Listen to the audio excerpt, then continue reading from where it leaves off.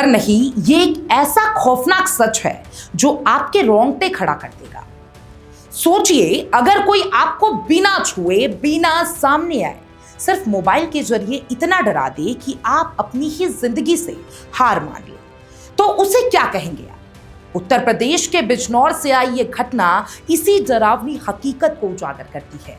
यहाँ एक साधारण गृहिणी को साइबर अपराधियों ने डिजिटल अरेस्ट के नाम पर ऐसा मानसिक कैद में जकड़ दिया कि उसने अपनी जान दे दी, वो भी अपनी शादी की सालगिरह से ठीक एक दिन पहले। ये कोई फिल्मी कहानी नहीं है, बल्कि हमारे समय का सबसे खतरनाक अपराध है, जहां अपराधी ना हथियार उठाते हैं, ना घर में घुसते हैं, बल्कि सीधे आपके दिमाग पर हमला करते हैं। मोनिका एक साधारण महिला थी, एक माँ, एक पत्नी जिसकी दुनिया उसके परिवार तक सीमित थी। पति फैक्ट्री में नौकरी करते थे, घर में 2 बेटियां, जिया और नंदिनी।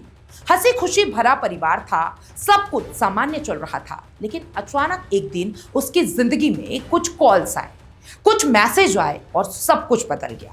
शुरुआत में मोनिका ने शायद इसे सामान्य समझा होगा। एक अनजान नंबर से कॉल आया। सामने वाले ने खुद को पुलिस अधिकारी बताया। आवाज सख्त थी, लहजा डराने वाला था। उसने कहा, आपके खिलाफ गंभीर केस दर्ज है। कोई भी इंसान इस तरीके की बात सुनकर घबरा जाएगा। मोनिका भी डर गई। कुछ ही देर में दूसरा कॉल आया। इस बार कोई क्राइम ब्रांच से बोल रहा था। फिर तीसरा कॉल था, चौथा कॉल और हर बार नया व्यक्ति। लेकिन एक ही कहानी, आप फंस चुकी है। अगर सहयोग नहीं किया तो जेल जाना पड़ेगा। यहीं से शुरू हुआ डिजिटल अरेस्ट। यह एक ऐसा साइबर फ्रॉड है जिसमें अपराधी किसी व्यक्ति को यह यकीन दिला देता है कि वह किसी बड़े अपराध में शामिल है। फिर उसे लगातार डराते हैं, धमकाते हैं और मानसिक रूप से इतना कमजोर कर देते हैं कि वह खुद को कैदी समझ लेता है। मोनिका के साथ भी यही हुआ। करीब 10 दिनों तक यह सिलसिला चलता रहा। हर दिन हर घंटे अलग अलग नंबरों से कॉल और मैसेज आते रहे। कई नंबर विदेशी थे, कुछ कथित तौर पर पाकिस्तान सीरीज के थे। कभी वीडियो कॉल, कभी ऑडियो मैसेज और सिर्फ एक चीज, डर। तुम्हारे घर छापा पड़ेगा, तुम्हारे बच्चों को भी नहीं छोड़ेंगे, तुम्हारी जिंदगी बर्बाद कर देंगे। इन धमकियों ने धीरे धीरे मोनिका को अंदर से तोड़ दिया। वह चुप रहने लगी, परिवार से दूरी बनाने लगी, किसी से कुछ कहना बंद कर दिया। यही डिजिटल अरेस्ट की सबसे खतरनाक चाल होती है। पीड़ित को मानसिक रूप से इतना अकेला कर दिया जाता है कि वह किसी से मदद भी नहीं मांग सकता। मोनिका भी इसी जाल में फंस गई। शायद वह सोच रही थी कि अगर उसने किसी को बताया तो उसके परिवार पर खतरा आ जाएगा। शायद वह खुद को बचाने की कोशिश कर रही थी, लेकिन हर कोशिश उसे और गहरे डर में धकेल रही थी। और फिर वो रात आई, सोमवार की रात। घर में सब सामान्य था। बच्चियां अपनी मां के साथ सो रही थी। किसी को अंदाजा नहीं था कि यह रात उनकी जिंदगी बदल देगा। रात में सन्नाटा था। डर, दबाव और अकेलेपन के बीच मोनिका ने एक ऐसा कदम उठा लिया जिससे वापसी संभव नहीं था। उसने अपने ही घर में दुपट्टे से फंदा लगाकर आत्महत्या कर ली। सुबह जब जिया और नंदिनी उठी तो उन्होंने अपनी मां को फंदे से लटका देखा। उनकी चीखों ने पूरे घर को हिला दिया। परिजन दौड़े, लेकिन तब तक बहुत देर हो चुकी थी। शुरुआत में किसी को समझ नहीं आया कि ऐसा क्या हुआ कि उसने ऐसा कदम उठाया। परिवार सदमे में था।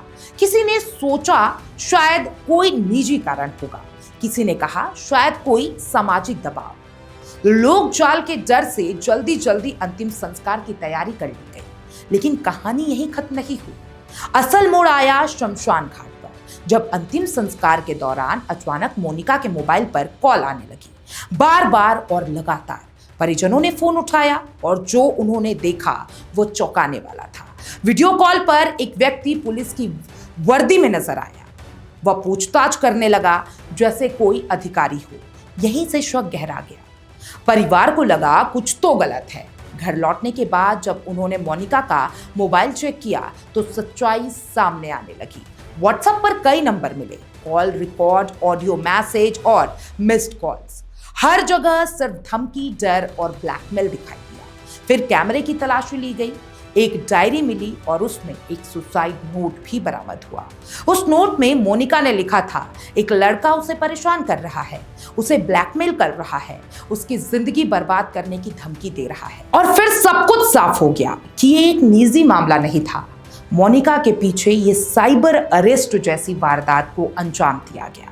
देखिए, बिजनौर पुलिस इस मामले में जांच पड़ताल कर रही है। एक विशेष टीम का गठन भी किया गया है। अब अपराधियों को सजा जरूर मिलनी चाहिए। लेकिन जितने भी लोग ये वीडियो देख रहे हैं, मैं उन सबसे गुजारिश करना चाहूंगी, अगर आपको कोई अननोन नंबर से मैसेज आता है, कोई अननोन लिंक आता है या गलती से आप कोई ऐसे जाल में फंस जाते हैं, तो प्लीज अपने घर वालों से बातों को साझा करें और पुलिस को इसकी जानकारी जरूर दें। और तमाम ऐसे अपडेट्स के लिए FM न्यूज़ के साथ बने रहें।